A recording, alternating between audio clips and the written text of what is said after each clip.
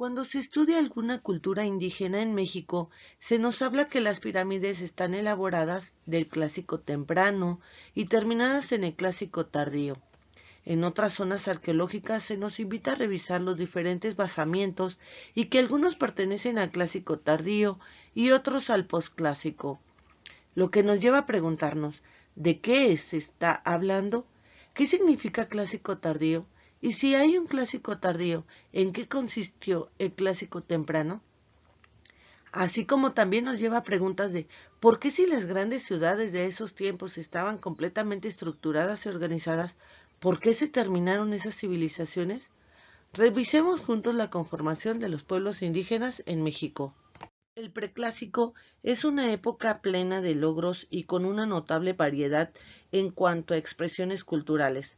En el preclásico temprano, 2500 a 1200 a.C., se dieron cambios fundamentales en la vida de los grupos humanos y que tendrían repercusiones en las prácticas todos los ámbitos.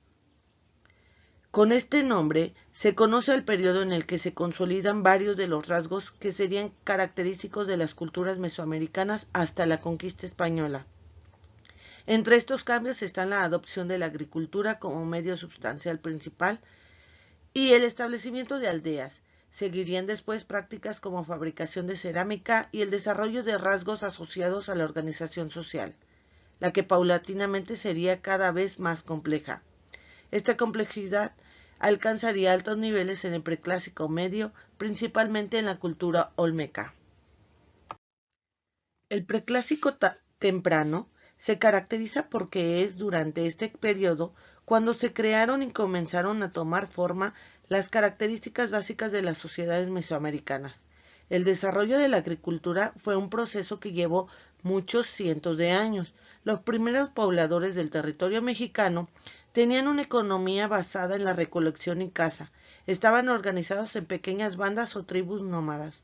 Estos grupos no se movían aleatoriamente, sino que realizaban un viaje con puntos bien definidos, los cuales se establecían por la presencia de ciertos recursos en determinadas épocas del año.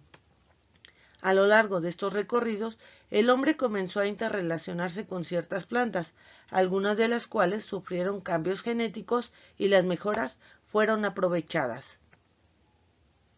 De esta forma se comenzó a realizar una selección artificial.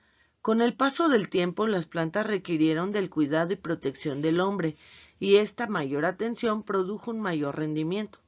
Las plantas domesticadas de mayor antigüedad en el territorio mesoamericano son el maíz, la calabaza, el frijol, el chile, el tomate y el aguacate. Estos grupos de recolectores cazadores incorporaron cada vez más los productos cultivados a su dieta, sustituyendo el consumo de animales por más vegetales. La dependencia del cultivo provocó que los asentamientos se prolongaran cada vez más hasta que se convirtieran en permanentes.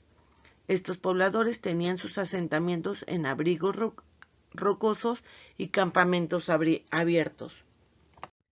Los grupos humanos comenzaron a aumentar el número de sus miembros y a requerir una mayor cantidad de alimento. Las aldeas comenzaron a hacerse más grandes y se construyeron estructuras domésticas de materiales perecederos. La cerámica constituyó uno de los descubrimientos más importantes de estos grupos. Surge entonces la evolución de las cestas y plantas que utilizaban para almacenamiento. Dentro de las plantas que utilizaban tenían el guaje. Las mujeres realizaban ciertas actividades diferentes a la de los hombres: la recolección de granos, frutos y semillas, el cuidado de los hijos y del hogar, la elaboración de objetos cerámicos. El trabajo de la mujer era individual. Las actividades de los hombres se dedicaban a cazar animales y lo hacían en compañía de otros hombres del grupo, por lo que su actividad era mucho más social. Los ancianos tenían un papel importante en el grupo, poseían conocimientos sobre plantas y uno de ellos controlaba ciertos aspectos de la naturaleza, el cual era llamado chamán. Llegamos ahora al preclásico medio, el fenómeno olmeca, 1200 a 400 años antes de Cristo. La evolución de la población continuó. Hacia finales del Preclásico temprano, las aldeas agrícolas igualitarias comenzaron a experimentar ciertos cambios culturales. Algunas de estas aldeas aumentaron en tamaño y comenzaron a controlar asentamientos que los rodeaban. El aumento de la población permitió la especialización laboral. Surgieron entonces grupos que ya no se dedicaban a la agricultura, sino a la producción de objetos de piedra, cerámica, cestería y otros trabajos especializados. La producción agrícola aumentó en gran medida gracias al perfeccionamiento del sistema de riego, lo que generó un producto que podía almacenarse, iniciando entonces un intercambio entre distintas aldeas. Dentro de este intercambio comenzaron a circular objetos de lujo, especialmente fabricados de piedras finas de color verde llamadas jade. Para el año 800 a.C., aproximadamente, hay una clara distinción jerárquica de sitios y se alcanza una población de 1000 personas en un área de poco más de 60 hectáreas. Empieza la construcción de edificios públicos de mampostería. Destaca el hallazgo de uno de estos edificios en una losa de piedra tallada. El desarrollo cultural más sobresaliente del Preclásico tardío se presentó en la costa del Golfo y se denominó cultura olmeca. Llegamos ahora al Preclásico tardío, 400 años antes de Cristo hasta 200 años después de Cristo. Una de las características más peculiares de este periodo es la desaparición del fenómeno olmeca. Otra característica fundamental fue el desarrollo de sistemas de registro y calendario. Tienen ahora un gobierno capaz de movilizar un gran número de población y esto nos habla de una jerarquización notable al interior de la sociedad. En Oaxaca nace un nuevo asentamiento llamado Monte Albán. Aquí se construye el edificio de los danzantes, edificio que contaba con varias lápidas grabadas con la representación de figuras humanas en posiciones extrañas. Los danzantes son un grupo de figuras labradas en piedra durante la primera época de Monte Albán. Por sus posiciones corporales y aparente desnudez, se les ha interpretado como chamanes o cautivos de guerra, aunque el significado que tuvieron para los habitantes de la ciudad sigue siendo un misterio. Dichas posturas se basan en una metáfora y una convención olmeca que destaca las virtudes de un gobernante. Las características que distinguían a un buen señor eran muchas, aunque sobresalía una vista aguda que permitía reconocer y solucionar los problemas de la vida diaria. Clásico temprano. 250 años después de Cristo al 600 años después de Cristo. En un periodo clásico se registra el apogeo de una civilización o de una cultura. La transición del periodo clásico presenció cambios significativos que incluyeron movimientos de población entre diferentes regiones, la caída de muchos centros importantes del preclásico y el surgimiento de nuevos centros de poder. En las tierras bajas del norte se adoptó la escritura jeroglífica como un medio primordial de comunicación en el arte monumental. Durante esta transición también apareció la cerámica pintada en varios colores, que habría de convertirse en uno de los elementos distintivos del arte maya. Llegamos ahora al clásico tardío, 600 años antes de Cristo al 800 años después de Cristo. Se caracteriza por la expansión territorial, la complejidad social, el aumento de población, cambió entonces las condiciones de vida, longevidad, adaptación al medio ambiente físico y social, niveles de sobrevivencia y su reproducción. Las poblaciones de grandes centros urbanos conlleva a un deterioro de su salud, debido principalmente a infecciones provocadas por el hacinamiento, así como la contaminación de agua y alimentos por basura y desechos orgánicos.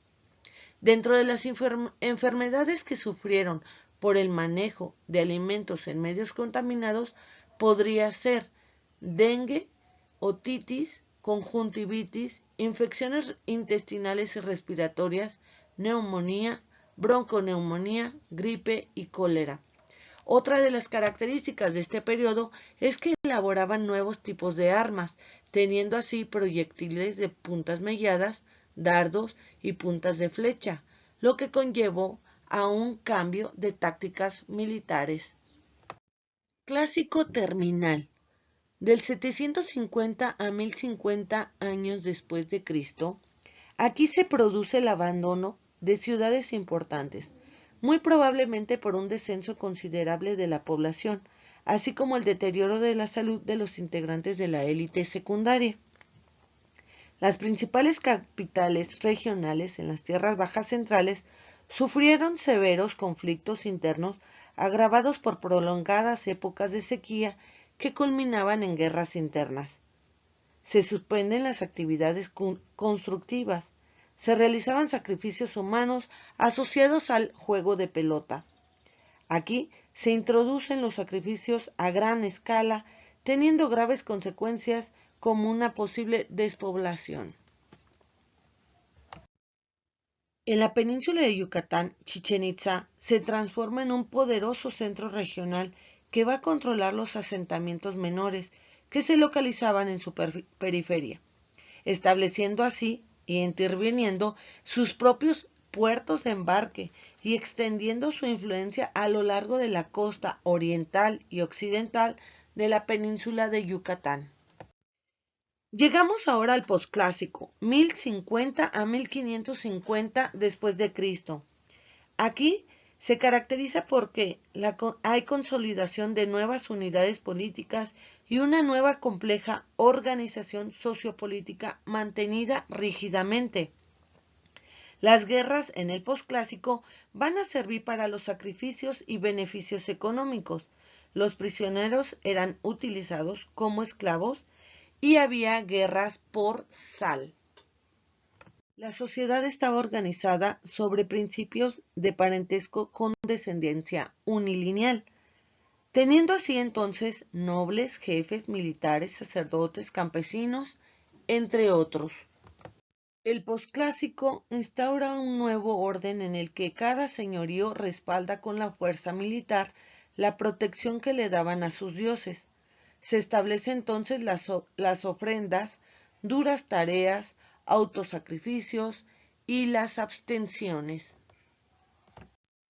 Conocer más de cerca los periodos de consolidación de los pueblos indígenas nos lleva a comprender el actuar de los nativos durante tanto tiempo, la evolución que les permitió construir grandes ciudades y civilizaciones prácticamente de la nada. Una grandeza para México es reconocer el potencial que tienen estos iniciadores, la exactitud con que construían, la complejidad de sus instalaciones que hasta el momento son inigualables. Tenemos que reconocer que sus conocimientos eran avanzados para su época, lo que nos lleva a preguntarnos, ¿cómo lograban tantos adelantos que hasta el día de hoy contemplamos?